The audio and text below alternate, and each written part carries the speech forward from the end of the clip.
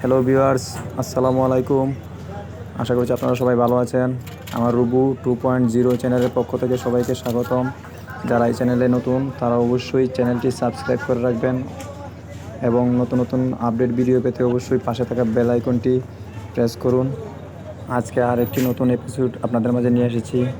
আজকে আলোচনা করব পাখি, বাজিঘর পাখি কেন মারামারি করে সেই বিষয়ে বিস্তারিত আলোচনা করব আপনাদের সাথে। তার আগে অবশ্যই এই চ্যানেলটিকে সাবস্ক্রাইব করে রাখবেন পরবর্তী আপডেট ভিডিও পাওয়ার জন্য এবং লাইক কমেন্ট অবশ্যই করবেন। তো বন্ধুরা, আমরা আসি আসল কথায়।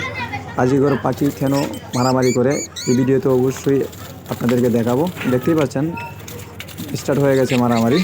আসলে কেন পাখিগুলো মারামারি করছে, মূলত একটি খাঁচার ভিতরে যদি এক জোড়ার বেশি পাখি রাখেন সেক্ষেত্রে অবশ্যই তারা মারামারি করবে। কারণ একটি খাঁচার ভিতরে আমি 3টি পাখি রেখেছিলাম, 2টি ফিমেল, 1টি মেল পাখি। আসলে এভাবে পাখি রাখা ঠিক না। একসাথে 3টি পাখি বা 4টি, 2টির অধিক রাখলেই পাখি মারামারি করবে। বিশেষ করে ফিমেল পাখিগুলো বেশি মারামারি করে।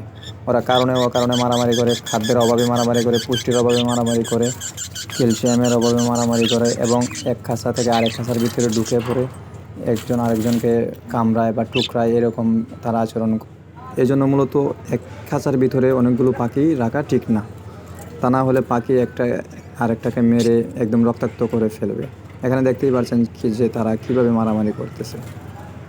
এবং পরবর্তীতে অবশ্যই আপনাদের মারামারির বিষয়ে, কেন মারামারি করে এবং আরও অনেক কারণ রয়েছে, সেগুলো বিষয়ে বিস্তারিতভাবে আলোচনা করব পরবর্তী এপিসোডে।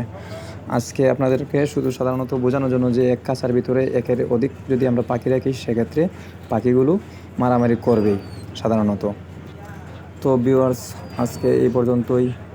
আরেকটি ভিডিও দেখার জন্য অবশ্যই আমার চ্যানেলটিকে সবাই সাবস্ক্রাইব করে রাখবেন এবং লাইক কমেন্টস করে রাখবেন। পাশে থাকা বেল আইকনটি অবশ্যই প্রেস করবেন। ধন্যবাদ সবাইকে ভিডিওটি দেখার জন্য।